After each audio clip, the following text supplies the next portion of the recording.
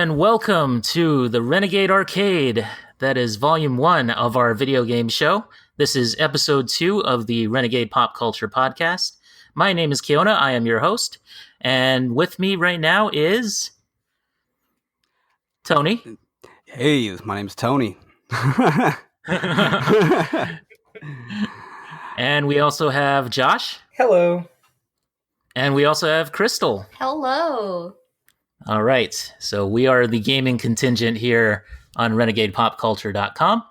And right now, what I wanted to do is just kind of go through our favorite video game genres and kind of like any games that we're looking forward to, I should say. What do you guys have on the horizon that you're kind of hyped up about?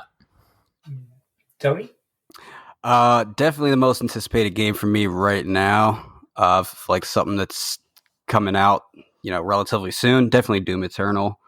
Mm-hmm. That's been on my. I've been waiting for a sequel to that since I finished Doom 2016. Man, love that game. I just can't wait. I watched the thing about the soundtrack earlier today about they got all the different metal vocalists to come together, and they did like a metal choir. Like that is really oh my god, that's really cool I to me. haven't heard about that. That sounds badass. Yeah, I mean it wasn't like nobody super famous or anything like that, but it was still cool just to hear and like how they were coming up with it. It's really, really, really dope. You guys definitely need to check it out. I think it's on their Facebook page and stuff. And I think what it was that Mick Gordon actually put out a call to like to people if they wanted to like do a like a singing sample or something and send it to them, something like that. Yeah, you put out some kind of call, like something like that, and they got a group of people and a metal choir. That's really, really cool. That's pretty awesome, man. That's like on the level of the Chris Jericho Inner Circle choir, which was awesome at AEW Revolution. Anyway, okay, Josh, what are you looking forward to? I'll tell you. I only keep up with like what I'm able to see at E3, but from what I've seen, because Last of Us 2 is pretty much already going to be a day one buy for me. Absolutely. But the one that's got me really surprisingly hyped is Cyberpunk 2077. Yes. Yep. Everything that I've seen about it feels too good to be true, and I'm a little bit nervous about that, but it looks amazing. It looks like it plays really well, and when you got Keanu Reeves, that's like when you have Jesus himself in a video game, how could you not buy it? It just looks so incredible, and I'm surprised that we're getting something like that on a PlayStation 4 because there are a few games that have come out on this console generation, I think, that feel like, oh wow, we are next gen.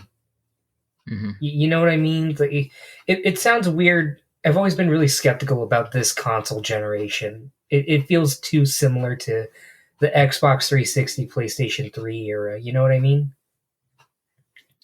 Yeah, it's almost like an outgrowth of the previous generation. Like everything that it just never stopped is what it feels like sometimes with certain games and certain titles, certain franchises. It's like a wart. Is it? Well, that's an interesting comparison. I mean, I wish I had a wart that looked as good as Arkham Knight, but a wart that looked as good as Arkham Knight. Josh Lozano, everybody. Give him a hand. He's here till Thursday. Try the veal. That's the episode title right there. No. Okay, so Kristal, anything you looking forward to? Oh, geez. I don't know. I haven't been really in the game recently, but I know for sure as soon as it comes out, Breath of the Wild 2. I'm sorry. I gotta, because Josh knows I kind of have like a love-hate relationship with Breath of the Wild. No, I just remember for a long time really hating it and just absolutely loving it to death. Just because there's so many aspects of it that are so new to me and I love it. But there's still like the things that I hold on from the original games.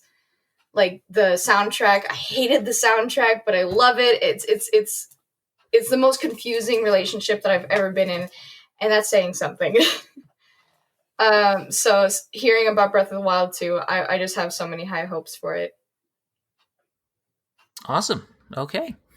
So, let's see, guys. Let's talk about, like Tony said, an upcoming game that's coming out, which is Doom Eternal, coming out on March 20th, which is 15 days away, guys. Oh, fuck. 15 Oh my days. God, I are have you 15 serious? days Yeah. to finish Doom 2016 because I never did. I never did, and I'm a huge fan of that game, and I love it so much, and yet I never finished it. I don't know why. Anyway, That game's hard, dude. That game is hard. Life is busy. Dude, that game is hard. Come on. Like, that game really, man. That I almost broke a couple controllers over that one. Okay, the very last level, like, yeah, I started to really get frustrated. What level did you play it at? I played it I think at normal. No. I played it on normal, and that was hard for me too. Shit. No, I know you definitely played it at a No, higher I level. played it. Did I? I don't remember, but I know I played it at a pretty. I know it wasn't easy. I know for a fact it wasn't easy, but it was hard, especially that last level. Just getting through all those waves. It was. Ugh. I think the hardest fight for me was the cyber demon. Oh, like- yeah, that one sucked. Because he had his 2 phases, and like I didn't realize that there was going to be 2 phases, and so I wasted like all my BFG ammo in the first phase, and then when you actually get teleported to hell for the second phase, and like ammo doesn't drop very often. Oh, it was just a pain in the ass. Oh my god, I got really mad. But it was awesome. It was you really felt like you've accomplished something when you win that fight, and hell, even when you finish the game too. It was a really well done game, and definitely finished that very soon. It really gets off one of those. It really gets off one of those feelings where it's like, oh my god! Like after you get past like a really long part of the game, you just get this feeling of like. Yeah, I never knew you Right. could turn a stress ball into a video game. Oh my god. The Doom stress ball coming to Bethesda's online shop very soon. You know, that would actually be a really good thing to sell. It's Doom Guy. It's just Doom It's Guy's Doom head. Guy. Yeah. It's a stress ball. Doom Guy's head and maybe like a how do you pronounce those guys? Like the Cacodemons or something? Cacodemons? I don't even know. Yeah, the little red dudes with the one eyeball. Yeah, those that's guys. that's what I was thinking. That was my first thought. Yeah.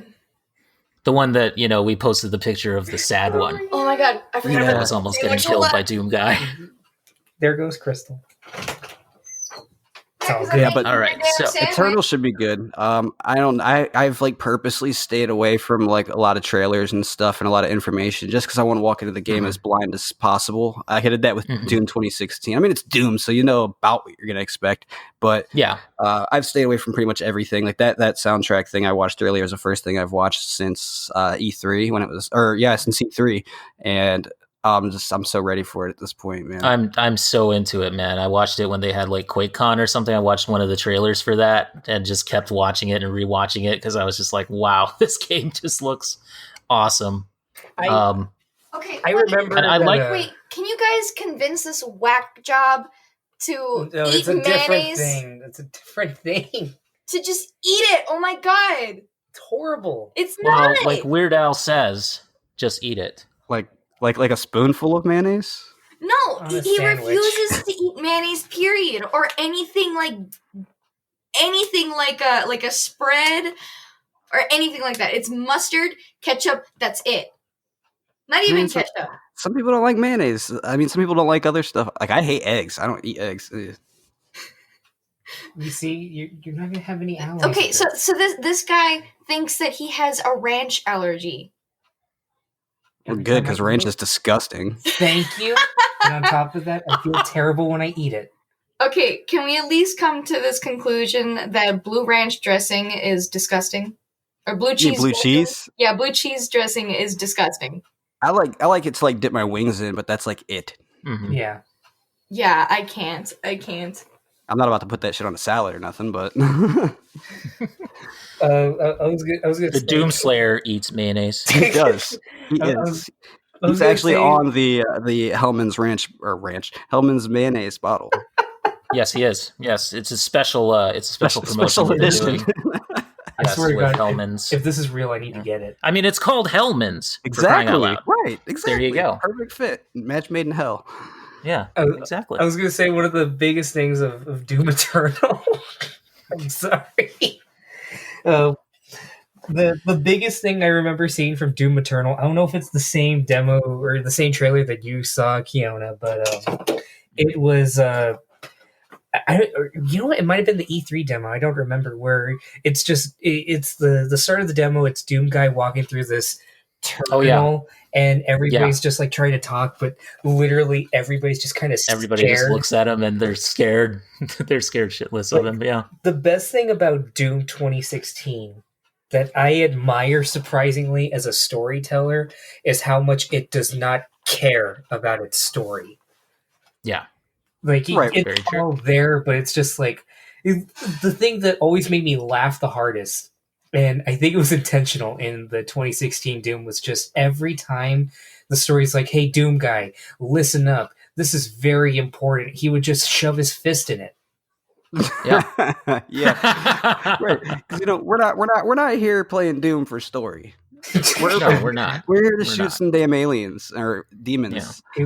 It was very respectful of, I believe, John Carmack, of his words that he said about story in video games, but also a nice little compromise for people that do love story. Mm-hmm. Yeah, yeah. Because the lore is all there if you want to see it or if you want to hear it. Basically, I mean, it's just and they've got all the collectibles and like the what do you call it, the profiles of like all the monsters and all that shit. Yep, all the demon profiles. Mm-hmm. I dare say it. Doom might be the perfect video game. Man, I'm distilled to its essence. Yeah, it's timeless. Look how long it's lasted. Like since the first Doom. Like I still boot up the original Doom sometimes and play it. And it's just one of those games that transcends generations, and they're obviously they're still making more, and they're still good games. Yeah. So I mean, there's just something about Doom. It might be like the perfect game, and also no microtransactions. Right. Yeah. Oh man. Yep. So, Doom Eternal, March 20th. My God, we're so close. I already pre-ordered mine off Amazon too, so hopefully they will keep their word and deliver it to me on the day that it releases. Buy Doom Eternal or go to hell. Exactly. I haven't got my pre-order in yet, but it's actually my birthday tomorrow, so I'm hoping something comes through for me. Nice. There you go, man. I think over here. And happy pre-birthday. Thank you. Birthday. Yeah. Thank you. Awesome. All right, so okay, moving on. We got topic number 2 coming up here. It's the Resident Evil 3 remake. Launch date of April 3rd, 2020. So that's coming up as well. Actually 2 weeks after Doom Eternal launches, and 1 week before the Final Fantasy VII Remake launches as well. Jesus, I didn't realize this was all so close. Yeah, I know. I saw that release date and I was like, "What? Are you kidding me?" I mean, I don't even have enough money to cover all this stuff, man. Like, what's going on here? There's a lot of big games coming out, like in around, because also the same day as Doom, the new Animal Crossing comes out too. Oh, there you go. So yeah, there's a lot of big stuff coming out in like one few week period. It's crazy. And I believe that Doom and Animal Crossing can coexist. Oh, they can. Yes. As a matter of fact, they should just have Doom Slayer as DLC in Animal Crossing. Really, because they've been doing that anyway. They've been doing the memes. Isn't it amazing in the sense that we can live in a time where where all these things are just coming together at the same time? This wild and really diverse pick of video games coming out, like that's pretty impressive. It is, yeah. But anyways, yeah, Resident Evil 3 remake. Yes. Have you guys played Resident Evil 2 remake? I did not. What? I did not. We actually haven't had a chance to. I'm not gonna lie, I've barely played a Resident Evil game. I've played one Resident Evil game, and I didn't finish it. I was very young, and I don't remember which one it was. All that I remember was on the Wii. and there was an abandoned ship or something like that. I don't remember. Was it Dead Trigger or something like that? I think. Probably. Oh yeah, So I think you're right. It wasn't even one of the core titles. It was like it was a Wii like spin-off type thing. Yeah. But we'll definitely play the Resident Evil 2 remake. Like for me, Resident Evil 2 was the first one that I played back on the PS1 and 64. So that's my favorite one. That's my favorite to this day. And somehow the remake took my favorite Resident Evil game, and made it even better. Like aside from the graphics and the visuals and all that, like they took the core spirit and the story of the game and just made it look better and play better. It feels so much better. You don't have those clunky tank controls anymore. Everything's very fluid, very modern control scheme. It's a well done game, and it deserves every ounce of praise that it's gotten. I'm still working on it. Like I beat Leon's storyline. I'm working on Claire's, and then there's a bunch of other stuff. But I mean, it's just a great game, and I'm really excited for Resident Evil 3's remake, because that was another really great Resident Evil game. The thing that blows me away is how quick it's coming out. Yeah. It wasn't even that long after RE2 came out, right? Yeah, Resident Evil 2 came out last year. That's like around this time. Oh my god. Mm-hmm. They were either really, really expecting RE2 to do really well, or it was just one of those things where, you know what, if this doesn't work, at least we have this. Chances are one of them's going to work, but both of them look like they're working really well. Yeah, see, that's one thing I'm afraid of, is I'm afraid that maybe Resident Evil 3 Remake is not going to be able to match how good Resident Evil 2 Remake was.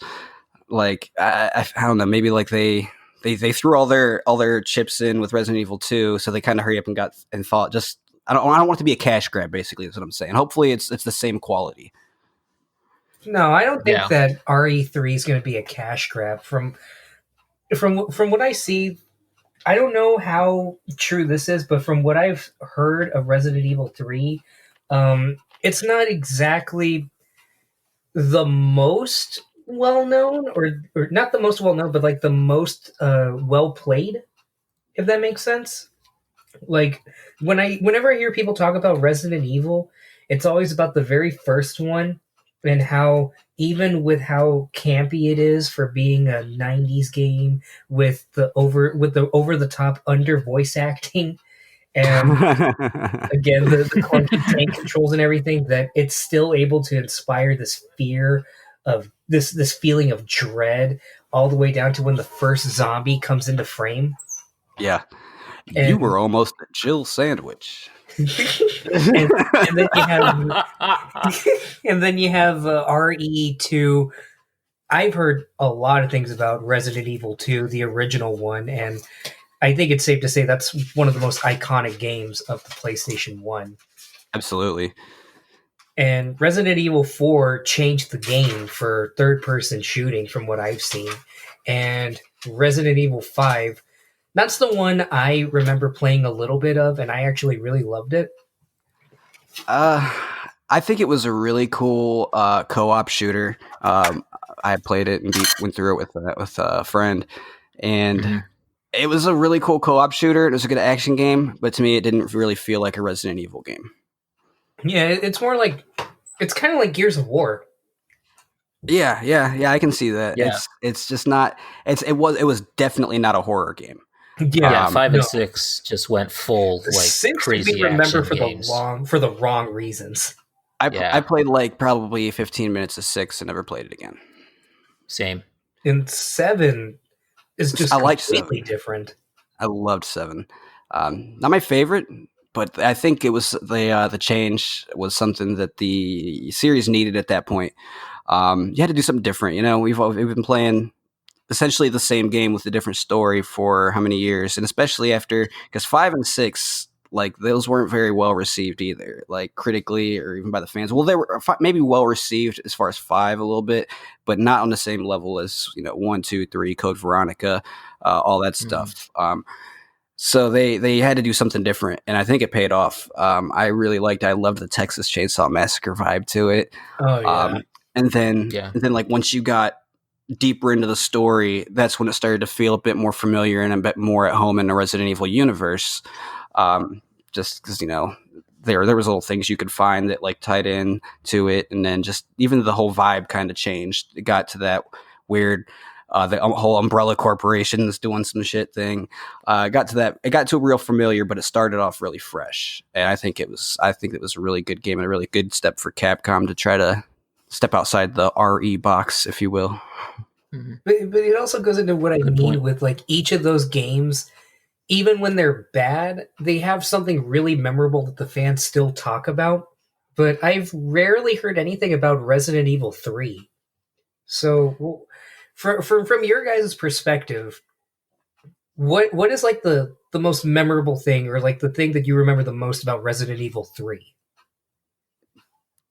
Definitely Nemesis, just as a whole. Nemesis. Stars. Like that I used to have nightmares about that shit. Like, oh man, definitely Nemesis as a whole. That's because, like you said, it's not the most memorable Resident Evil game. Like, it was good, but it was, to me, the quintessential Resident Evil game was always 2, and 3 just kind of fell by the wayside.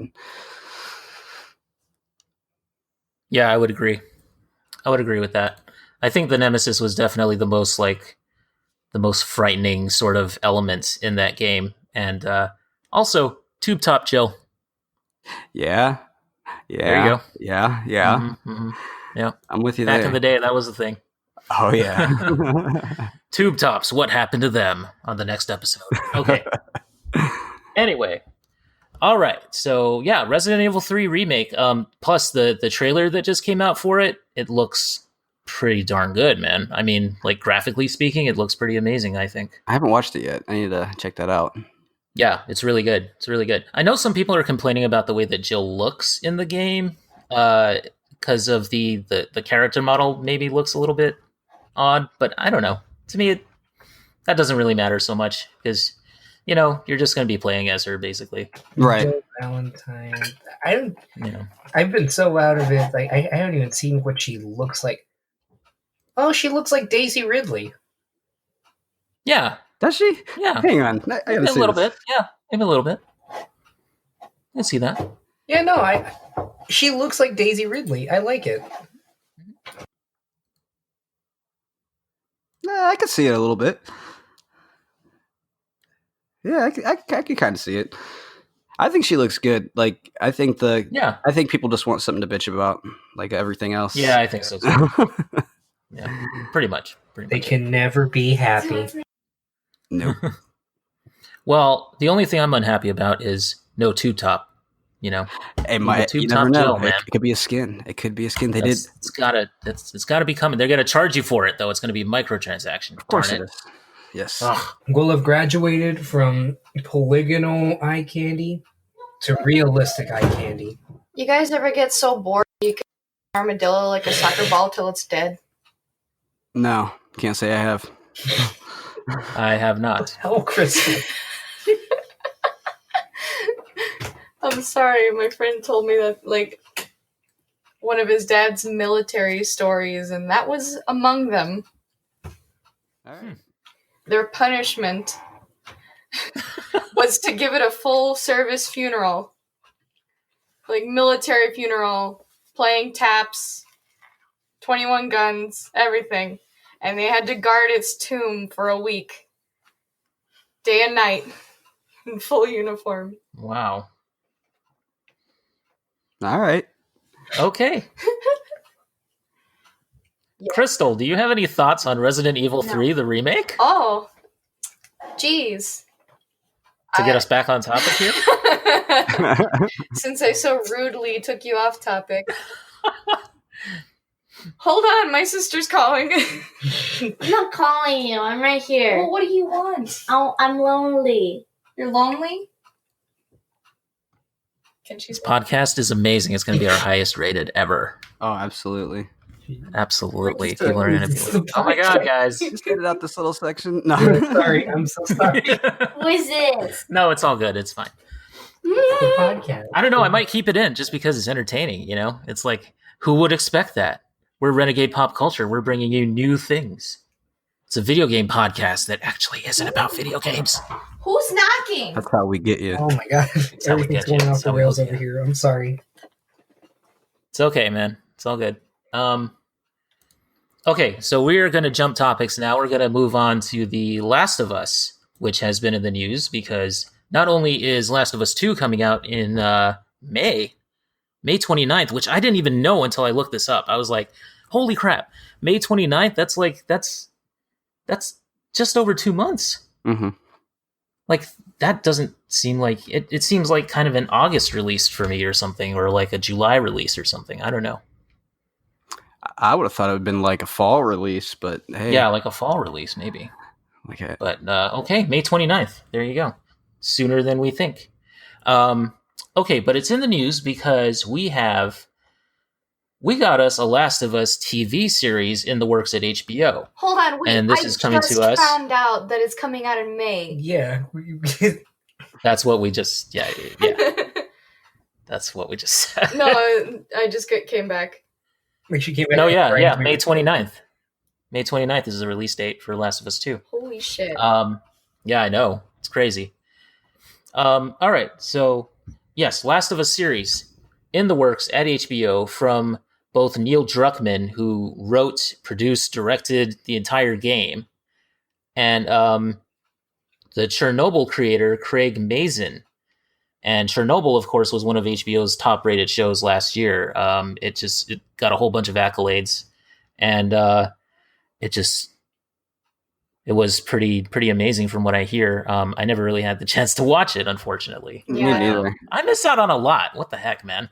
What was going on in 2019? Oh yeah, I moved. That was what it was. Anyway, Yeah, so Mazin and Druckmann.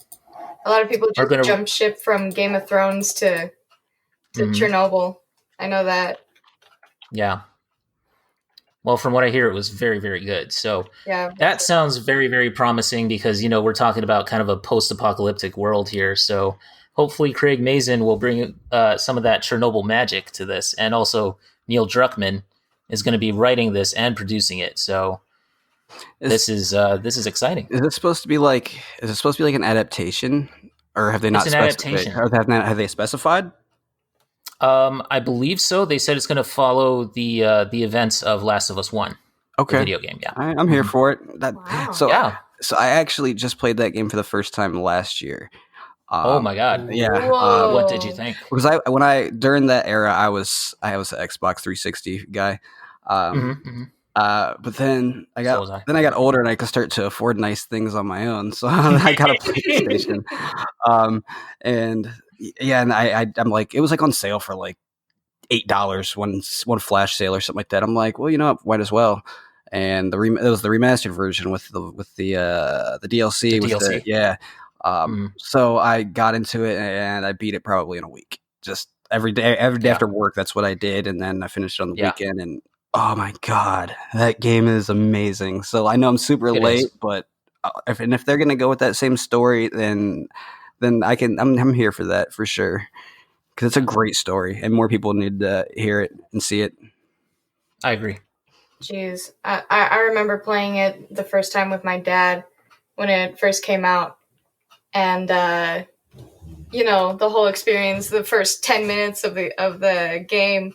Oh my God, yes. Yeah, playing it with your dad is something else. He was crying. In Mhm. the first few minutes of the game, just bawling his eyes out. I mean, I'm not gonna say I didn't get a little teary eyed. Oh, I cried. I'm gonna just say it right now. I cried when Joel was like, when he did when Baby Girl Yeah. got me. I was like, oh my God, that was it. Yeah. Well, I mean, I kind of knew something was coming because as soon as they had you playing as the daughter in the first, few minutes, I was like, oh God, this game's gonna be rough. yeah. Yeah, I knew it. It just says something about the reach of The Last of Us in particular as a video game that not to say anything about other video game to movie adaptations. I think some of them do work. Like in my opinion, the best one so far has been Detective Pikachu. But the I thing, really like that movie. Yeah. it's a Me really too. good movie, but the thing about it is just like with The Last of Us, it feels like one of those that just is so perfect when it comes to carrying it into a medium like TV or even a movie. Because Mhm. if you show people bits of the game, even out of context, it'll still affect them. I remember Mhm. I didn't have a similar experience, but I remember I wanted to see like how my grandparents would react with The Last of Us. In particular, my grandpa, who really doesn't like video games. He still, well, not doesn't like them, just the last video game he ever really played well was Pac-Man. So I showed him that whole opening, and he was impressed.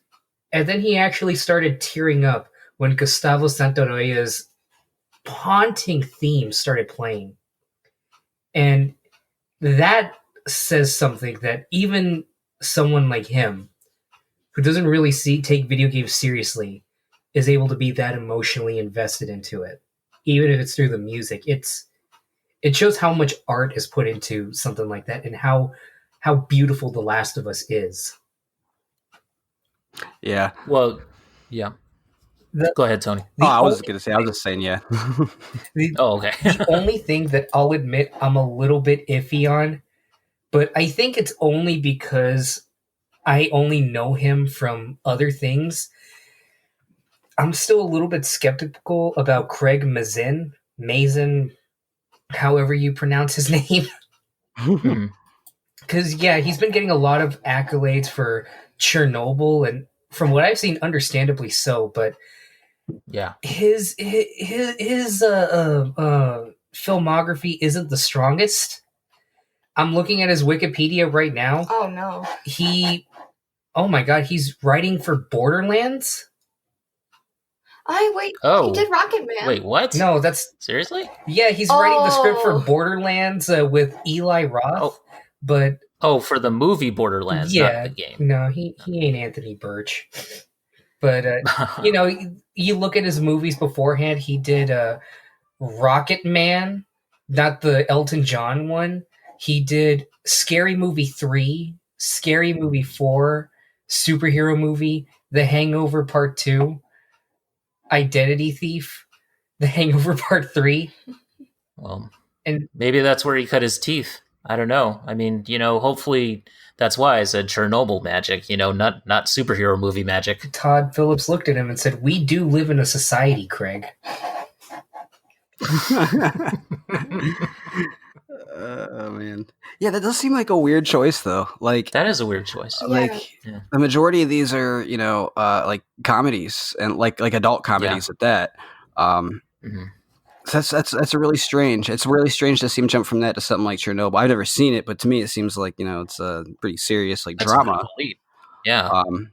So that's quite the leap. And then but then again, The Last of Us is kind of in line with that too. So maybe if he's doing really good at that with Chernobyl, I think he'll probably do pretty good with this for Last of Us, especially with Neil Druckmann helping him too, because that way he can make sure they don't screw it up.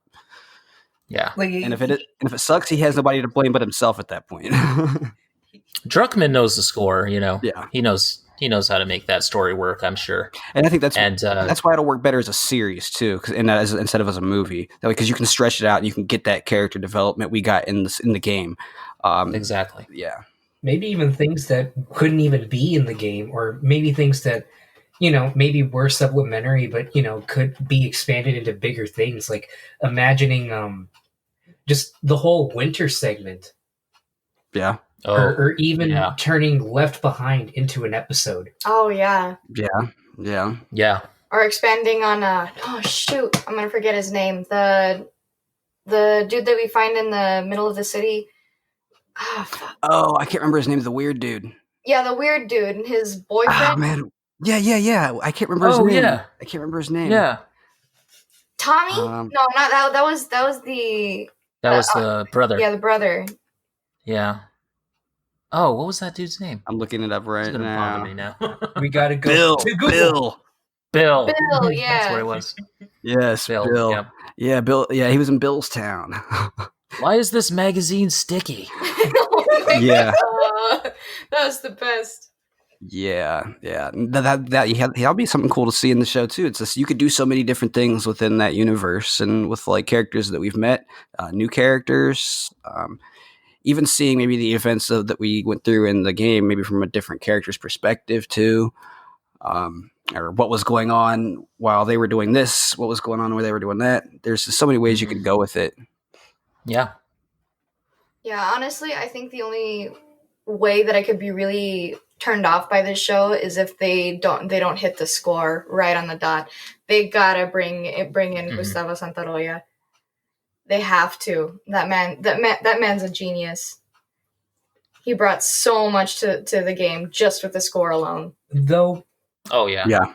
it will be interesting if they don't, because Craig Mazin, I'm not even going to try with his name. He, for Chernobyl, he did have Hildur Gudenauer do the score, and Yeah, that's right.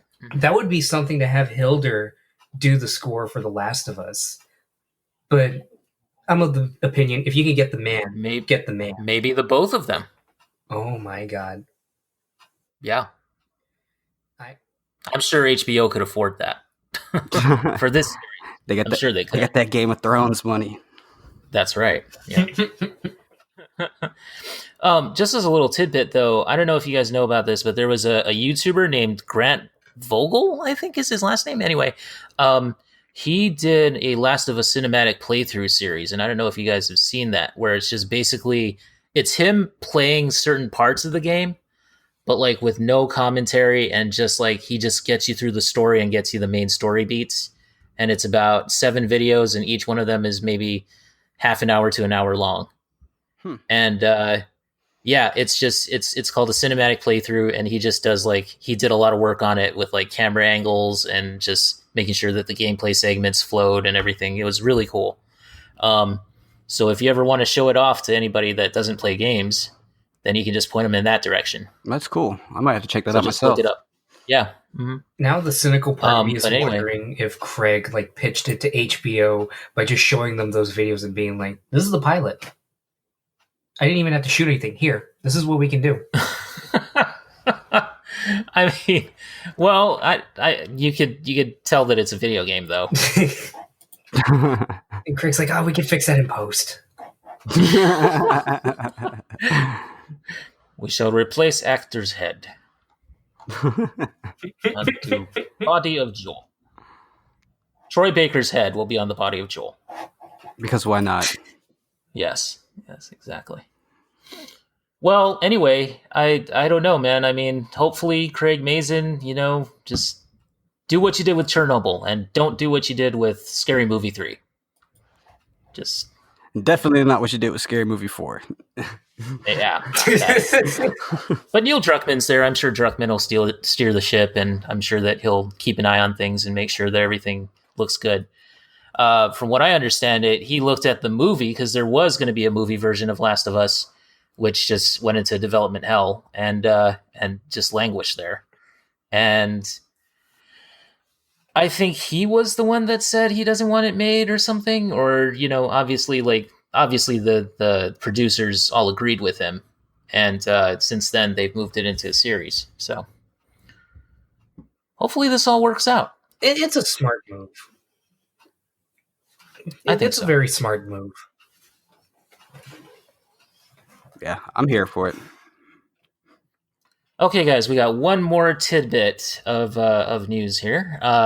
Ghost of Tsushima, I'm guessing that's how you pronounce it, because I had a second grade teacher named Mrs. Tsushima. That is correct. And yeah, Ghost of Tsushima, release date, there's a trailer that just came out today. The visuals and animation just looks amazing in this game. I don't know if you guys saw the trailer, but the landscape is incredible. The lighting is incredible. It just I don't even understand how they're doing all these sunsets and just crazy sunlight just coming through the trees and cherry blossoms in the air and everything. It's just amazing.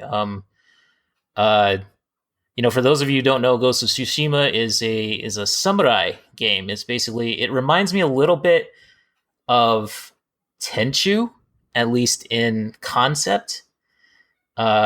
which was, you know, like a stealth ninja game back in the 90s, but like this is, you know, obviously it's not, you're not playing a ninja, but it's just amazing. It looks really cool. Did you guys see the trailer? Yeah, I watched the trailer shortly before we got started here just to brush up on it because I hadn't seen it. It was a great trailer. It was great to get some more of what's exactly going on in the story. Yeah.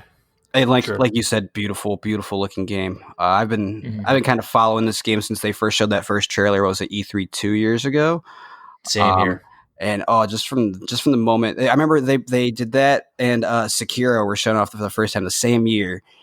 Yeah. And it was like I was kind of getting mixed up and stuff, but I don't know. It must have been the year of the samurai that year or something. But I've been following. I've been following the development of this game, and because it looks just really good. The gameplay looks really great. I'm ready for it for sure. I don't know. I don't think I've ever played any other of Sucker Punch's games. What else have they done? They did a series called Sly Cooper back in the old days of like the PlayStation 2 and 3, and then they did Infamous.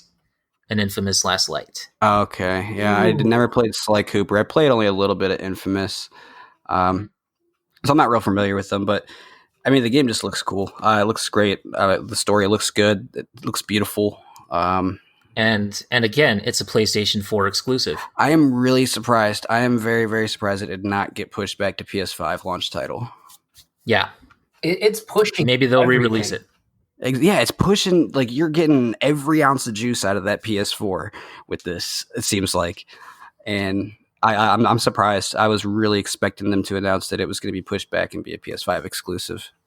Mm-hmm. Same. Hearing that it's from Sucker Punch, and like I didn't remember who Sucker Punch were, but hearing that they did Sly Cooper makes a lot of sense to me now with what I remember seeing from Ghost of Tsushima, because I'll admit I didn't get a chance to look at the trailer. I was at work most of the day, but I remember vividly that trailer at E3, and I remember because, like Tony said, there were like a lot of samurai games being announced. So you know, they're talking about, oh, and here's our samurai game, and they have the guy coming out with the flute. And I just remember thinking, oh boy, here we go. But just seeing how different it was, it had this, I can't explain it, just this panache to it. There's something about it that it's drawn you in. Yeah. That's really the thing about PlayStation and Sony that I've noticed with their games. Like, even if they're familiar, they have that thing about them that can just suck anybody in. And I remember just me and Kristal, we were watching E3, and when we got to that trailer for Ghost of Tsushima, we were just like, oh. And then the cherry blossom tree, all the leaves coming down. It was just like, oh, wow. And it had us interested with what they were doing, and then we heard nothing. So I was actually surprised to hear there was a trailer that came out today. So I'm really excited for what it's going to be. And I'm really excited for what's probably, when does it come out again? June 26th. June? Yeah. Yeah. Holy shit. This is... It's a stacked year, man. Oh my god. I'm surprised that it's coming that soon too, because I mean that's just that's a month after Last of Us 2. Yeah. Exactly. That is competition with yourself. Yeah. Yeah. Well, it's like, you know, Sony's just sitting there like, well, here you go, guys. Have a great game and have another great game right after. and just keep playing on PS4. And, you know, that makes me wonder, though, like, so what are they going to be delivering for launch at PS5? Because we're come June 26th, we're halfway through the year, and we're supposed to be getting PS5 in the fall. Oh my! Maybe it gets pushed back. Don't say that.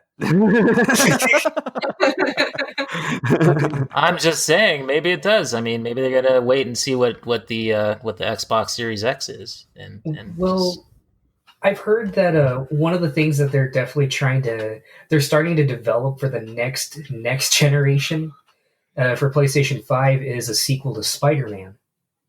Yeah. So Yeah, I that can would see be that. nuts if they come out E3. Imagine E3 this year. You have, I don't know, the head of Sony. I don't know his name. Insert name here. And he comes out. He's just like, I know you guys are pretty excited. We just released a lot of our best games, like less than a couple weeks ago. But before we end our show, we just got one last thing to show you to get you excited for PlayStation 5. And then you just see the PlayStation 5 logo, and then you see a web being shot into it. And the web says the number 2. My God. And it says Yeah. launch. I could see them doing that. If only they were going to be at E3. Yeah. They're gonna. Really, they're not going to be Do at their E3 own this thing. year? They weren't there last year either. Oh my God. Yep. They This said, is- nah. And then that's this when is they did the PlayStation experience, where they showed off. That's the last place that I heard anything about Ghost of Tsushima was at that PlayStation experience. Yeah, that's true. They had they actually, I think, pretty sure they like brought out like the whole like band of like drummers and shit for it, didn't they? I think they did. Yeah, wasn't it at that? I think it was at the PlayStation experience thing. I think so. I think you're right. Yeah. Jeez, Sony's really like the tool of of the game industry. Just like never coming out with anything ever. And then when the rare times that they do, it's pure gold. That's so funny. I love Tool. Oh, thank you. I have Thank lyrics. I have lyrics to the song "Lateralis" tattooed on me. Oh, which Really? lyrics? Yeah, That's awesome. Reaching out to embrace the random. Oh, hell yeah. Yeah, That song's badass. You know, Kristal, you have a point. You know, Tool has chocolate drop drip, and, Oh my and God. Sony has Knack 1 and 2. You know what? No. No. Josh, you be quiet right now. Have you even listened to Chocolate Chip Trip? Yes, I can't even pronounce it. Chocolate Chip Trip. Yes, I have, and I've played Knack 1 and 2. Why did I play Knack 1 and 2? I don't know. 1 and 2? Really? Oh my God. They're the best games ever. Don't you know?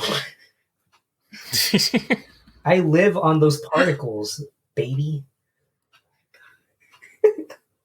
You know, Lives on those particles. you know what? Don't you dare diss on Danny Carey. I won't. That man is a god. Danny Carey's the man. Honestly. I'm Jesus not Christ. dissing on him as you don't diss on Sony Santa Monica. I have no doubt that man has multiple arms. They're just hidden. He's really good at hiding them. The main character He's of an Knack- octopus. Yes, he's an octopus. The main character of Knack can create multiple arms with all the particle effects Oh my that they're able to pull Josh, off. stop it. No. You know what, Josh? Oh, man, Please take your dishes to the sink right now. No, okay, fine. That's right. But Ghost of Tsushima, Mhm. that is going to be a beautiful game. And oh my God, June. Yeah. That is, oh my God. You have Death Stranding in November. And Mhm. then you have that to carry over for a little bit, just with the scope that PlayStation can have. Yeah, didn't you buy that game? I've bought it and I still haven't played it. And then we Okay. have, You mean UPS Simulator? yes, UPS Simulator. And then we have, and then Wait, we is that have- really a thing? No, it's what her No, dad it's- says it's to Death make Stranding. fun of me. Oh, gotcha. Yeah. Death Stranding has that gameplay element of just delivering packages, and as Norman Reedus. I haven't played it. Didn't really interest me. Yeah. And then after I played that whole a little bit of it. And quite liked it. I So see. that's all you do is just deliver shit. Yeah, there's certain like stealth elements that you go. You have to face these like ghost revenant creatures or something like Right, that, yeah. and they can just kill you. Yeah, and then you have like I think there's some combat. I was just gonna say, is there any combat? Yeah, there's combat in there. What are you guys laughing for? I'm laughing. Crystal isn't laughing, but I'm laughing just in how matter of fact. Is that all you do is deliver shit? See, Josh, and just how serious it was. Like usually when I've heard it, it's as a joke, like, oh, so all you do is deliver shit. But it was so earnest. It was just like I genuinely wanted to know. Yeah, I've Josh, heard, Well, yeah, the I mean, reason why you is deliver because stuff as Norman Reedus, I've heard like people nothing of the genuinely game. don't like it. They don't like it because but you of do that it for fact. America. Yeah, you do It's it for because- America. It's because Hideo Kojima could poop and people would praise it. Honestly, Like I'm not saying Jeff Keighley. I'm not saying he's not a talented game designer. He obviously is. He has the chops for it. But like at this point, like you're making UPS Simulator. Like that's just strange to me, man. Like I guess I know next to nothing about the game. I mean, I've seen all the E3 trailers and all that bullshit, but I know nothing. I haven't heard anybody actually talking about this game except for maybe saying they played it when it first came out. I've heard nothing since then, and to me that doesn't seem very good. If it's such a game that was supposed to be such a big deal like this, I feel like more people should be talking about it still. Yeah. yeah, honestly. But hey, you can. I think down, it's like, a game 50 that's cans made of for a very Monster as specific. Norman Reedus. Yeah. I mean, come Yeah. on. That's all you need in life. Well, I guess so. This is true. Maybe I'll. Norman Reedus, zombies, evil ghost monsters, Guillermo del Toro. Yes. I was yes. just gonna say that with this whole, you have Death Stranding as a PlayStation exclusive, and then just a little drought, and then suddenly Sony just floods gamers with all these exclusive, and I love it. Mhm. Like this is if there's any company that owns a year, or any game company that owns a year, this is Sony's year. Oh yeah, definitely. We're all just living in it. But what if they suck? Really, you really think that's I mean, There's always a anything's possibility. possible. There's always a possibility. Yeah. I'm not worried about The Last of Us sucking so much as I'm worried about Ghost of Tsushima. I think it looks great, but until I get my hands on it, I won't know for sure.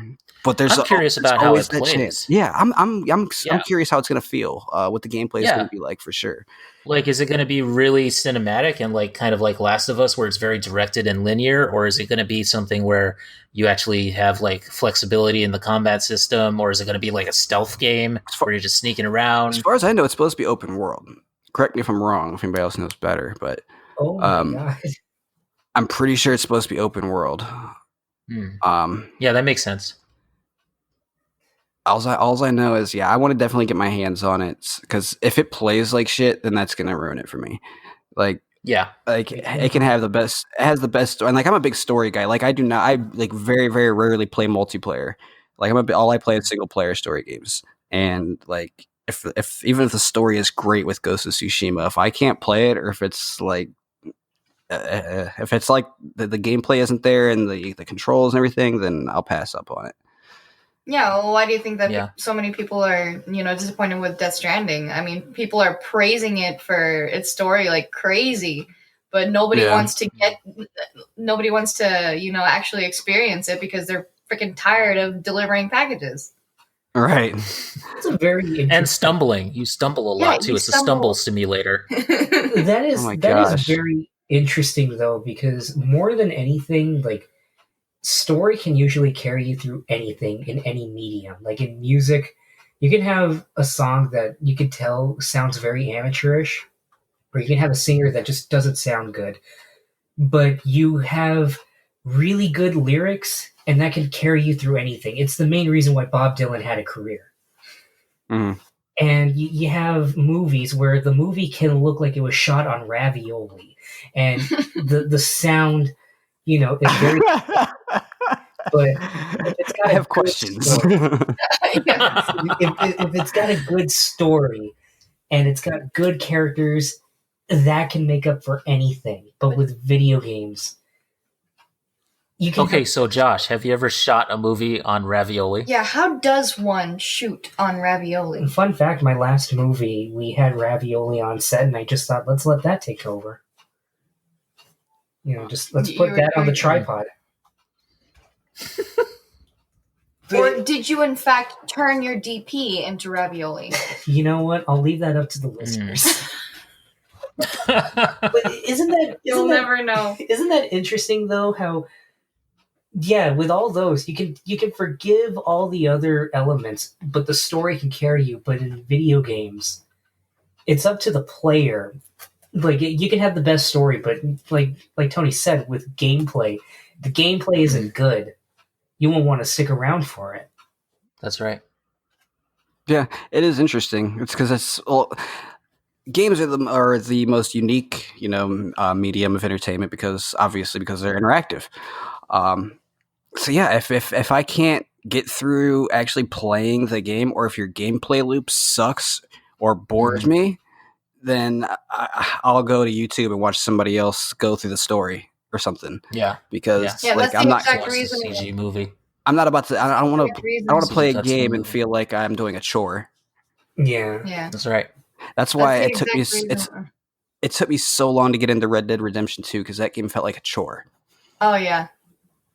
Yeah, I have to agree with that. Once I finally got into it though, and the story started moving a little bit faster, it turned out to be a great game. But I didn't beat it for months after it came out, and that was like my number one most highly anticipated game, like almost of all time. And because I love the first one, it's in my top 3 favorite games. But I gotta say, I have to say, I'm sorry, Tony. Go ahead. No, you go ahead. Finish Go your ahead. thought. Well, the thing that is really impressive to me about this lineup is the fact that it's all pretty much single player focused. Sony's good for that. Yeah, Sony's amazing at that. Like, look, we got God of War. We just got Spider-Man, and then Death Stranding. Like all of their like marquee first-person games have all been single player. And I think that speaks volumes for Sony because they're understanding what the player wants. And that's why it gets on my nerves when you hear like EA say, well, nobody wants to play single player narrative games anymore. Like, that's like all Sony's putting out, and every single one of them sell like hotcakes. Yeah. I just think wrong. I think that's the main reason why Dan Houser left Rockstar not that long ago then. That's interesting. I knew he left, but I never read why or anything. Yeah, me neither. They never really said it was just one of those standard corporate, like, oh, Dan Houser has decided to end his term at Rockstar, but that's his company. Yeah. You hear so many things about, the behind the scenes at 2K and how, they're trying to be more multiplayer based, and they're trying to really squeeze as much as they can out of the blood diamond that is GTA Online and Red Dead Redemption Online. That it just, you can tell it's probably grating with Rockstar because they really, really want to cater to single player experiences. Yeah. And it can only hinder everybody involved if they have to prioritize one over the other, because then the multiplayer is half baked. But I don't know. I never think they really have to try that hard with multiplayer just to have fun. It just, you can tell with Rockstar when they do multiplayer, they really want to try. Like Max Payne 3's multiplayer is surprisingly in depth. And I remember that. That was actually a lot of fun. It was so much fun to go into a match and just use slow motion, and everywhere you went, it felt like a John Woo movie. Mm-hmm. And then not with Red Dead Redemption, but with Grand Theft Auto 4, it's probably the most basic of them. Just, there's no hub or anything. They just drop players in the same area. You can choose whether or not you want to do these other things, but more often than not, I speak from personal experience, more often than not, you just stayed in the city hub and you just blew each other up. Right. And Rockstar continuously proves you don't need multiplayer to sell a game. All Sony proves you don't need multiplayer to sell a game. And hearing that's why a lot of creatives are stepping away from big companies, it's disheartening. Yeah, it's true. It's the state of the industry, and I think gaming's just it's blown up to such. It's blown up bigger than I could have ever thought it would have when I was younger. It's everywhere. It's everywhere, and I mean, from a business standpoint, I think a lot of these companies would be dumb to try not to capitalize on it as much as they can. But when it comes to being the consumer, being the player, we kind of get the short end of the stick a lot of the times with some of these people. Like, we're getting games that are unfinished. We're getting shitty multiplayer components that nobody wants to play. We're getting, DLC. We're getting day one DLC. Like, there's just so many bad practices, and they just keep going on. And I mean, I don't have to say microtransactions. It's just, it is disheartening. It's just the state of everything as a whole at some points. Well, hey, speaking of disheartening, or maybe something that's not disheartening, I don't know. Anyway, let's talk about a company that we all know well, I'm sure, GameStop.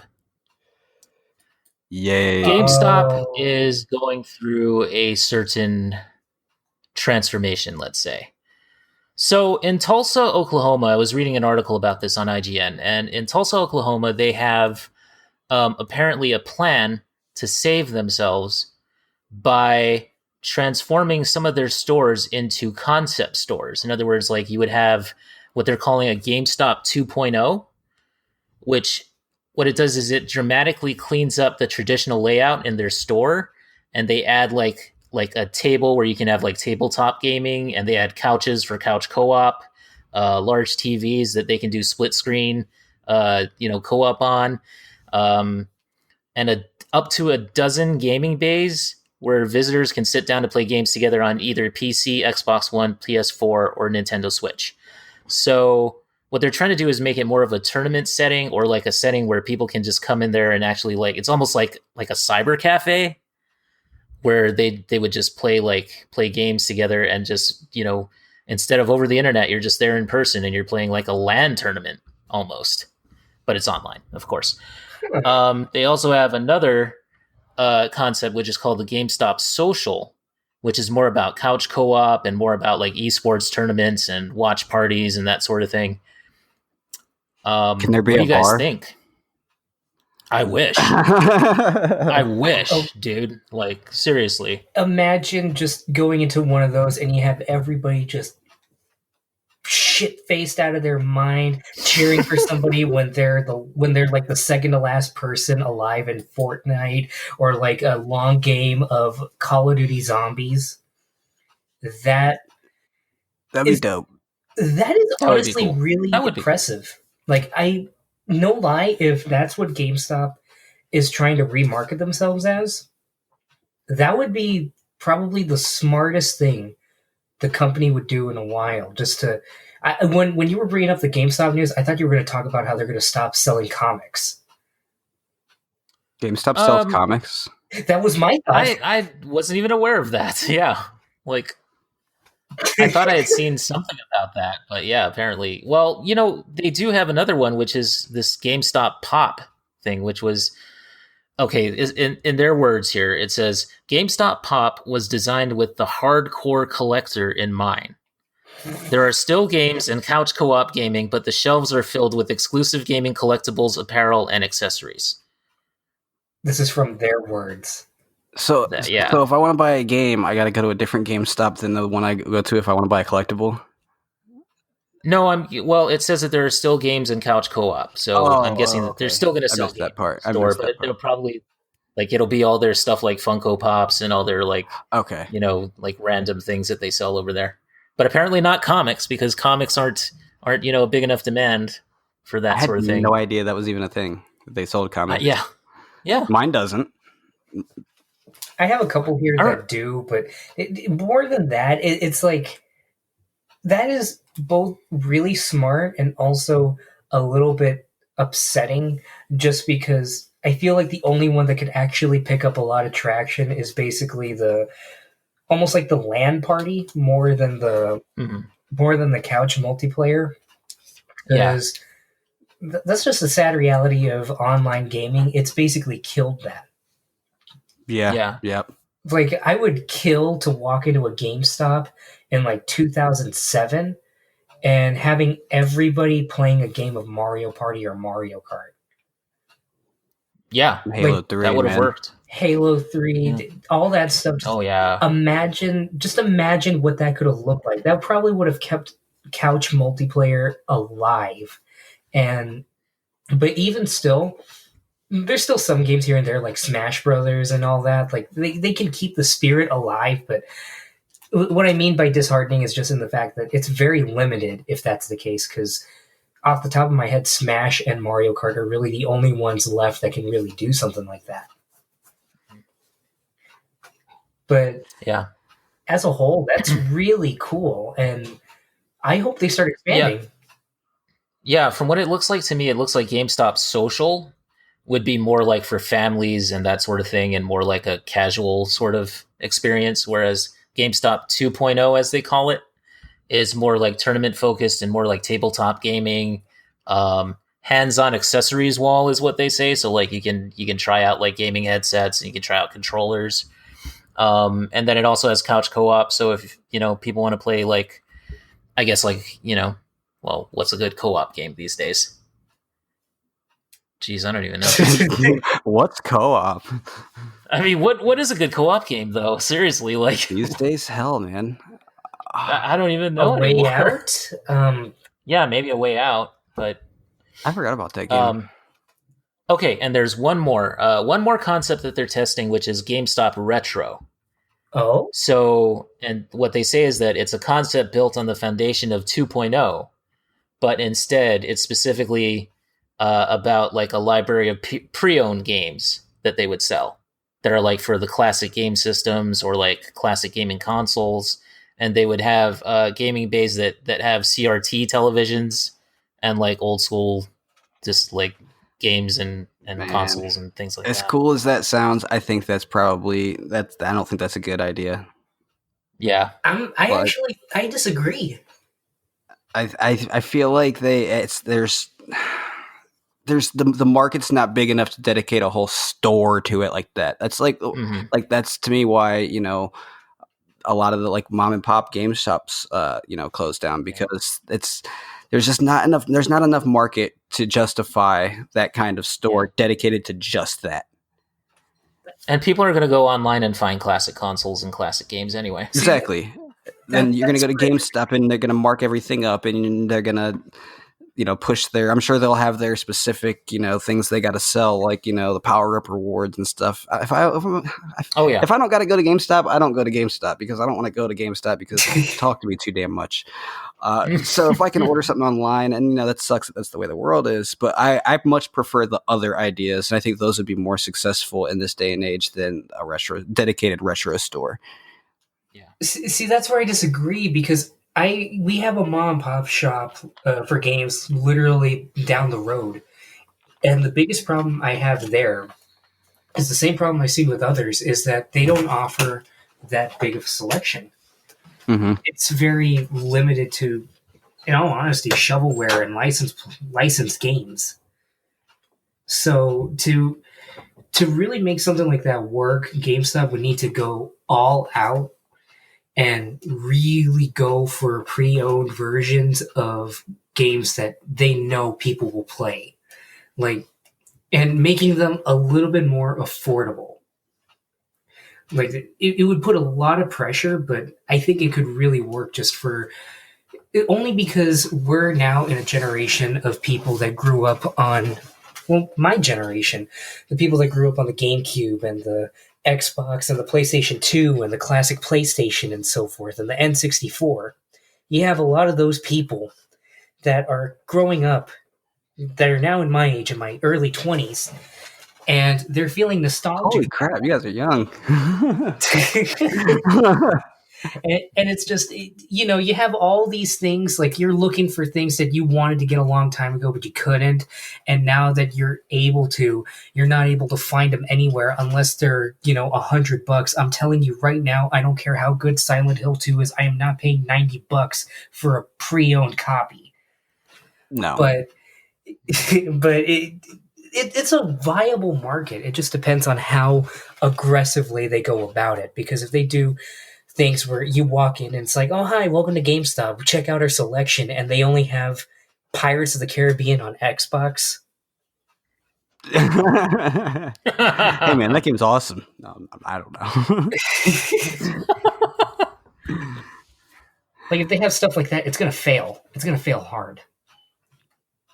Yeah, I see. That's why I think there's too much of a chance of it failing. That's why I don't think it would be a smart idea. Like, trust me, I would like it. It would be dope to go there. I just don't think it would be the best idea for them. It would be cool, but yeah, I mean, does the market exist to really support that? And are they going to be able to turn their fortunes around based on, this idea of like switching everything up like this? I think maybe with 2.0 and with social they can, but I don't know about with the GameStop Pop and the GameStop Retro. I agree. Thing. It probably is not going to work. I agree. Yeah, I think that the GameStop 2.0 sounds like the best idea. Like that I'm cool. I'm there for. That's like you're already going to get the tabletop. People are going to be flooding that because man, every time I go to a comic shop now on the weekends, it's always full of tabletop guys and they're yelling about my paladin is totally better than yours. Right, or playing Magic the Gathering or something, and Magic. I think it would be cool. It could become a place where you just don't go to shop. Maybe you go to hang out.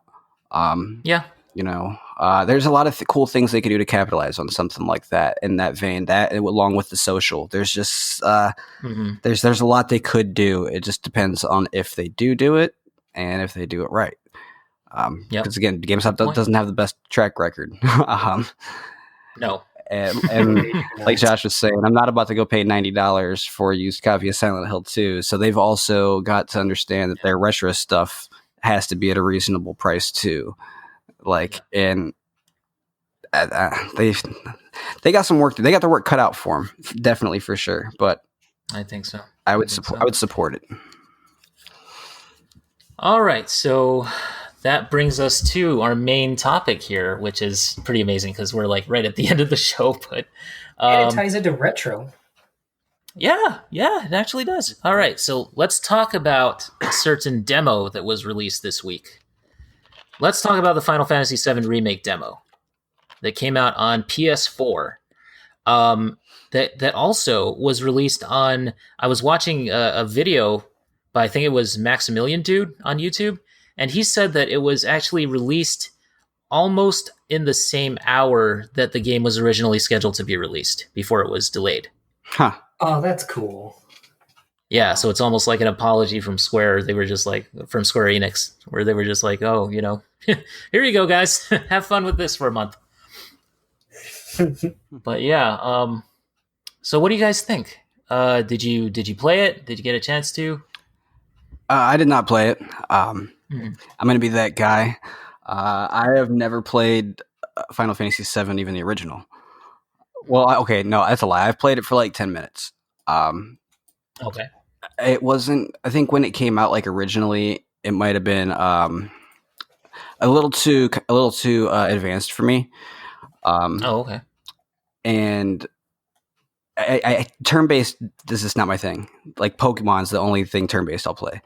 Understandable. Mm-hmm. I mean, as I've gotten older, that's changed about me. But this is not something I've ever went back and revisited. But I did play Final Fantasy 15. That was the very first Final Fantasy game that I finished to completion, and I liked it a lot. And the only reason I picked it up because I found out it wasn't turn-based. And so when I heard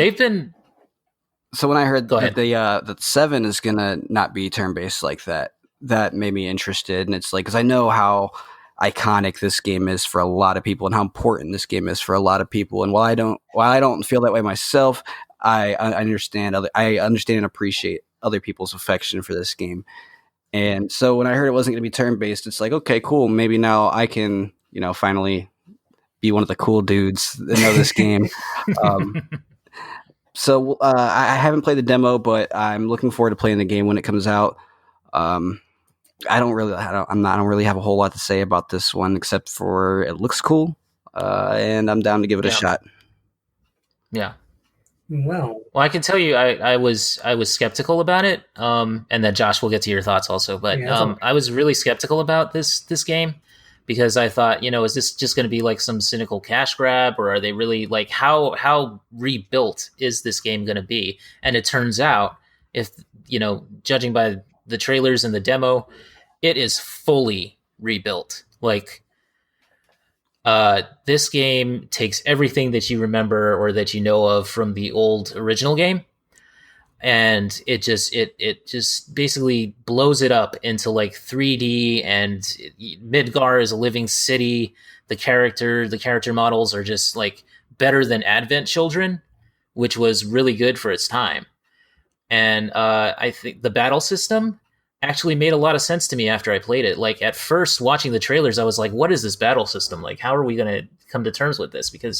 But it looks like what they did was they actually took certain elements from the ATB system, which is the active time battle system, which is like the turn-based part of it, and they combined it with a real-time, almost combo-based system. So it plays like a hybrid of sort of like you have to give your abilities like time to cool down, but you're also just hacking and slashing. And from what I understand, there might be like a separate combat system which is more ATB focused. I'm not sure if that's true. I just do heard remember that hearing somewhere. that. I do remember hearing that. Yeah, that's more like turn based, I guess, for the more traditional fans. But like, I don't know. For me, it made a lot of sense when I was playing it, and even like character switching after I got it down, it's so cool. It's so amazing to play as Barrett when Barrett's with Cloud, and to play as like Cloud, just single handedly wiping out guys. I mean, it's just, yeah, it's a really good game. It's really, graphically speaking, it's beautiful. It's I can't wait to play it. And I'm super excited after playing this demo, and I wasn't expecting to be. I was expecting to just be like, well, here's another Final Fantasy game, because I played Final Fantasy 13 when that came out, and I did not like it at all. Final Fantasy 15, I wanted to give that game a chance, and then I just like I think something else came out at the same time, and I was just like, oh, I'm done. I'm not gonna bother. But maybe I should go back and revisit that one. I loved eventually. it personally. As a person that's not a Final Fantasy aficionado by any means. Like I've played a little bit of like 10 minutes of 7. I've played a little bit of 10, and that's it. And but 15, I loved that. I highly recommend it. Josh, any thoughts? Well, I'm a hybrid of you two, but maybe more to the extreme on Tony's side, because I only knew about Final Fantasy from one thing, and that was Kingdom Hearts. So, interesting. Wow. I was completely blind with Final Fantasy. I knew it was a series, and I knew 7 was iconic, and I knew 10 was iconic, or 12 was iconic, because somebody kept going, ah, ha, ha, ha, ha. So, Titus, or Titus, however you pronounce it. I think it's Titus. I think it was completely blind with all of Final Fantasy, but I'm a little bit more open to turn-based strategy kind of gaming like that. Like I said in the Renegade podcast, one of my favorite games is Mario Party, or Paper Mario: The Thousand-Year Door. Yes. And that is turn-based to its core, but it does it in a way that I love, in where it gives personality to the turn-based combat. You know what I mean? Yeah. Yep, makes sense. Turn-based combat can be excellent. There's nothing wrong with a turn-based combat system at all. It was just interesting to see how they would hybridize it, or how they would like modernize it into something that's more, I guess, that fits, with the way that the game looks, and the way that it's sort of like, the way that this game looks and the way it controls, you wouldn't expect like a turn-based system, I don't think, in this game, at least for me personally. Yeah, no, and that's what struck me with the game, because when I played it, all I knew was that it was from the ground up, it was going to be 3D, it was going to be basically third person, it was almost going to be a from the ground up remake, almost like a RE2, tying it back to the beginning. And, it just, that was my extent of it, the knowledge of it. I knew how restricted the original one is, because it's a third-person RPG on the PlayStation 1 with fixed camera angles. You can only go certain directions. And on top of that, they really didn't have voices, as far as I know, right? No voices. So it was basically relying on this whole thing to be its own brand new experience, and getting to play it was a huge shock. It made me want to seek out the original. As a matter of fact, the backgrounds in the original were pre-rendered. So, you had like pre-rendered backgrounds with very simple polygonal characters running around. And just like the way that they rebuilt it here, it's amazing how much character comes through like the animations and how much character comes through the voice acting, which was another thing that I was sort of a little bit iffy on because, with Advent Children and with, I think it was Crisis Core, and I think it was Crisis Core, right? Where they had voice acting in that for the characters? I think so. But I'm not sure. Anyway, the voice actors that they had in those two, in like that game and that movie, are different from the voice actors that they're using now for the remake, which is really interesting to me because I think that they did a good job of finding voice actors that fit and that sort of matched, that are sort of similar in that way.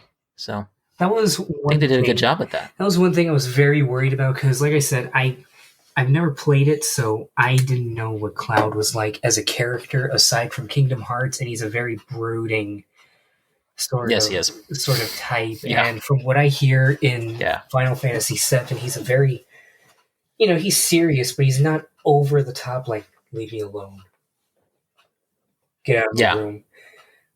Like I think to show the difference, like I remember hearing the very last line Cloud says in the original game is, "All right, guys, let's mosey on out of here." And it's like, I can't imagine the guy that looks like he frequents Hot Topic one too many times, saying something like that. And in general, the voice acting, I was very enthusiastic about because it was the first time I got to hear the writing of Final Fantasy VII. And oh my god, I'm probably going to sound like I'm just ragging on the game. It is wonderfully cheesy. Like, oh yeah, I love how cheesy it is, but it's cheesy in the sense that like an 80s action movie is. Well, it's very earnest, and like with Barrett, for instance, is probably the most earnest character in the demo, and also Jesse, thirsty Jesse, who really wants Cloud. When I first saw her, I thought anybody who's played the demo knows what I mean. But Jesse was always kind of like that, even in the original game. But you just heard it in your head, whereas now you can just hear it. It's they did a good job. Great casting. I was more shocked with Jessie's model because she looks like Alita. Does she? She looks like Alita from Alita Battle Angel, and it distracted me for a second, but I got used to it. I was like, I like it. But well, apparently they're changing the script a bit, and they're changing like moments with the characters that you pal around with in this opening mission, because in the original game it was just like you did the first mission and then maybe a little bit after that, and that was it for them. So now they're saying that they're going to add a lot more. That'll give more context and more character, more dramatic weight to these characters, which I think is a really good thing. I like that. And but of course the biggest thing was the gameplay, and I was more shocked with how it played because it wasn't until the final boss that I started to feel its roots. Yeah. Because until then, I felt like, oh, this is a nice hack and slash kind of game, but it's very in-depth. It's got layers, the combat system, the abilities. It's really good, but it wasn't until the final boss where I was like, oh, now I see how this is an RPG, and I feel no shame in admitting I died. Oh, did you? Yeah, I died. That was my first time dying in the game, and the only time I died because I prioritized just trying to kill it so many times that I ended up accidentally killing Cloud. Oh, yeah, like you didn't use potions or anything, or didn't use the cure spell. Like I used it a little bit, but I was mostly just stuck as Garrett, just trying to electrocute the scorpion, and then I realized, oh, Cloud's dead. Let me try using Cure to bring it back to life, and then I realized, oh, that's not going to work. Nope, you need a Phoenix Down for that. Oh, that's what those were for? Yeah, Phoenix Down resurrects them. Yep. But it only brings them back with like maybe 200 hit points, so you gotta make sure to heal them up quick. I got. Oh my god! I could have kept playing then. Oh my god. You beat the boss though, right? Did you beat the boss? Oh, eventually, yeah. And that was a struggle, but dude, that fight. I remember that fight in the original game was like nothing like this. It was not nearly as tough as this. Yeah. So this is gonna be a tough game. Like I'm surprised. It's gonna be. I'm surprised at how tough it's gonna be. It's gonna be a tough game, but I appreciate it because there's a nice surge of moderate difficulty in games coming again, and I love it. And I like that a game like this can actually like take its time to be like, all right, player, you know what to do, but let's start kicking your ass now. I feel so. It's true. I feel so bad. But you're also going to get, you have Barrett, who's kind of the tank and who's kind of like the guy, the ranged fighter, and you have Cloud, that's kind of the short range. Very he's acrobatic, and he's the swordsman. And then you're going to get Aerith, and Aerith is going to be more of like a spellcaster, so like a mage.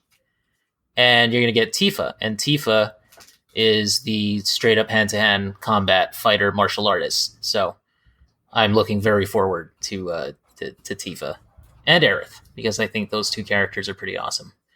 So we'll see what they do. I do gotta ask, for the bomb, how much time did you give it? 20. Same here. Yeah, 20 minutes is enough. And also you get that special little cutscene at the end there of the demo. Yeah. If you put it to 30, you don't get it. Really? Yeah. Huh. So I guess I picked right, because I played on normal, and I was just like, let's see where this goes. I want to experience it as a core fan. And this was... Yeah. It's got me really excited to the point where I actually want to seek out... I think the original is on the Switch. Yeah, it was just released on the Switch, I think maybe late last year. That feels like the best platform I think I can experience it on, because on the PlayStation 4, I don't know. You can play it on everything. You can play it on everything. You can play it on mobile. On mobile. You can play it on iOS. You can play it on PC. You can play it on PS4, Xbox One. Well, maybe not Xbox One. It's you can play it on a toaster. I'm pretty sure. On the Switch, it just feels the most magical given the designs. Yeah. No, I think you're right about that. But I will say there's one negative that I have about the game. Okay. It's, what is it? Or at least that I've noticed so far. In a weird way, it's the music.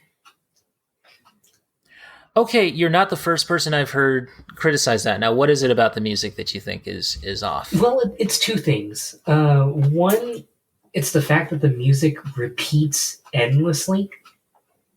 Mm-hmm. Like, there's a certain point where it loops, and I noticed it after a while. Like, for the first 30 minutes or so, I didn't notice it, but then as I was nearing the end, I noticed it, and I started getting really annoyed.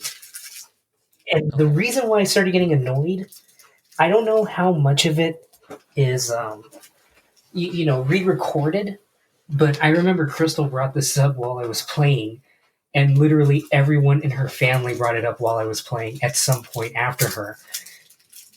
It sounds exactly like almost exactly like the Pirates of the Caribbean theme.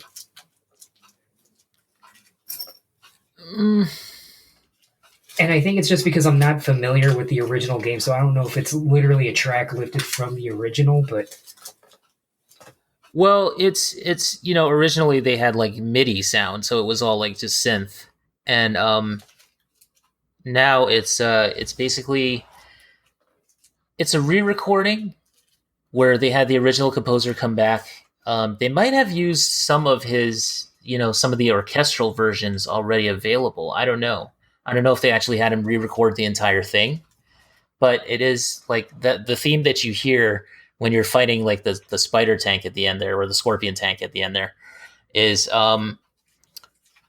it's the same theme that you would have heard on the original game, just orchestrated, and just like maybe someone said it sounded like it was toned down, which I don't know. Maybe it was, but it is pretty much the same exact music that you would have gotten in 1997. So, except just orchestral and much bigger. But to me, I felt like the music didn't bother me all that much. Honestly, I was too focused on trying to survive in the combat. So to me, it didn't matter. I think it was just something that I noticed like right at the end because I started to feel like, all right, I'm getting near the end of the demo, I think, and then it started to hit me like, oh, they're literally just losing it. Mm-hmm. But other than that, I really love it, and I feel really bad because Tony's just had to sit this out and listen to both of us just gushing about it.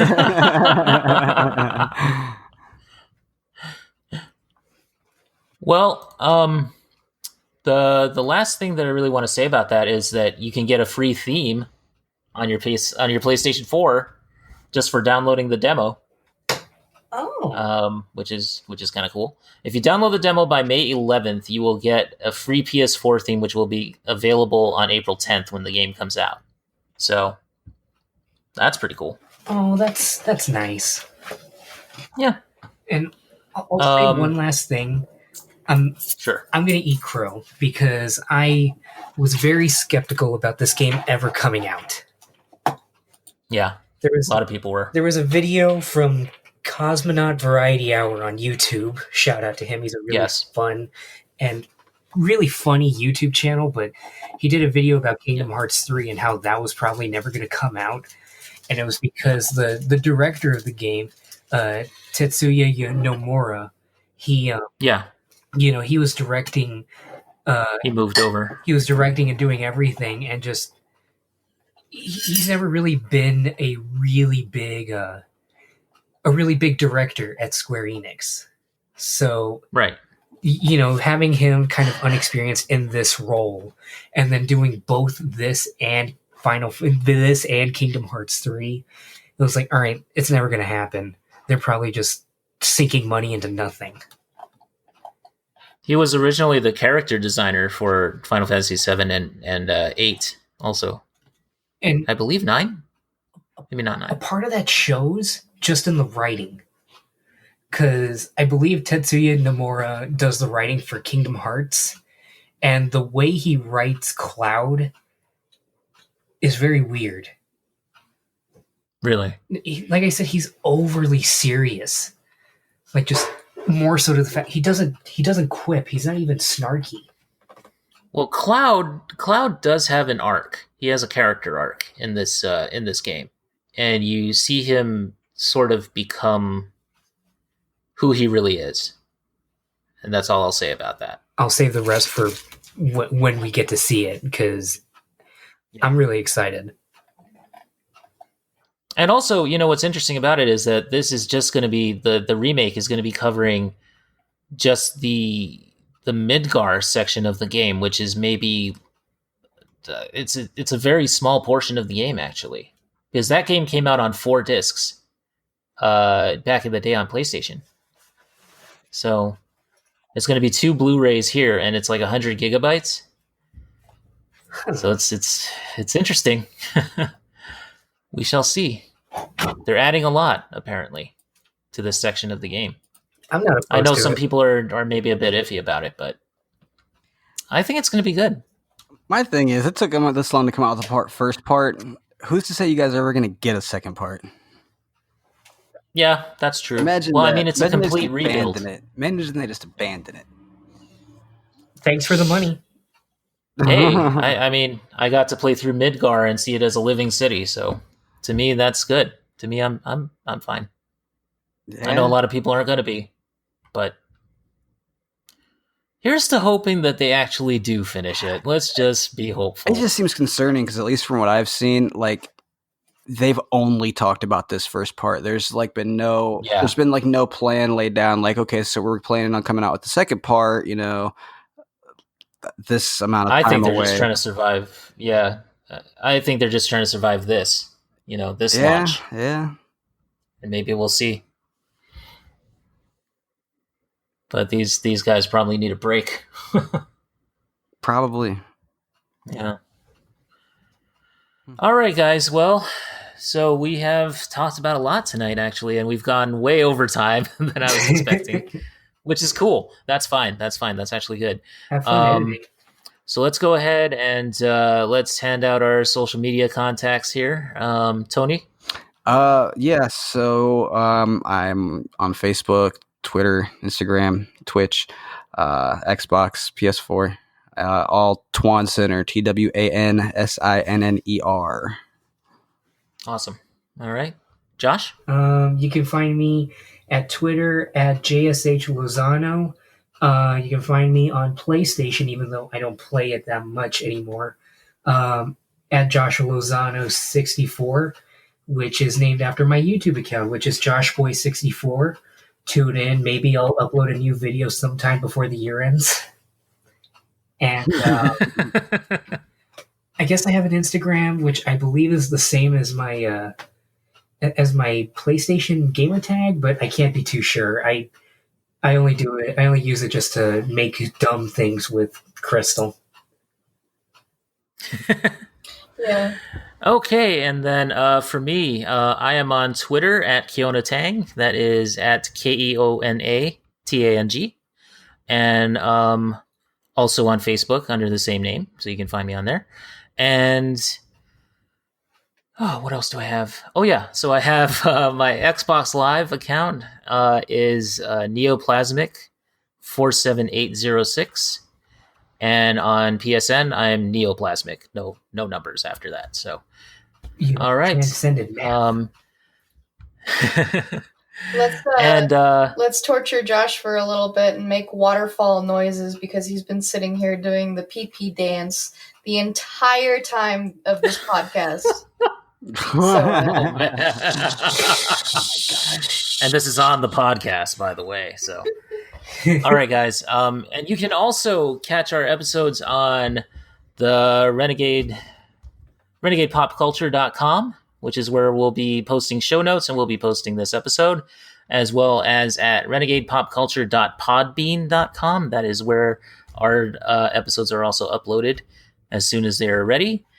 We also have a Facebook group, which we will link to in the show notes. And that's pretty much it, guys. All right. So this has been the Renegade Arcade.